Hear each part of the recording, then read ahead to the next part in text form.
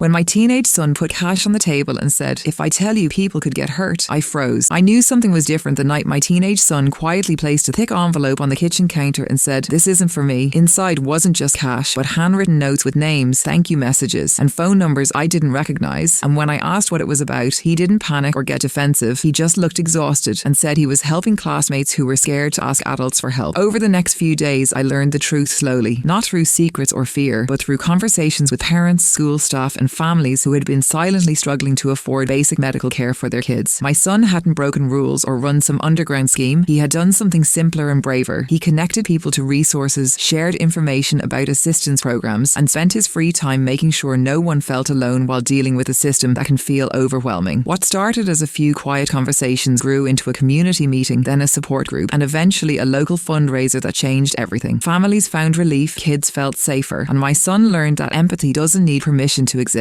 Watching him choose compassion over comfort reminded me that real change doesn't always start with loud protests or dramatic moments. Sometimes it begins with a teenager who notices suffering and decides not to look away. That night, I didn't see a child at my table anymore. I saw the future I hoped this country could grow into.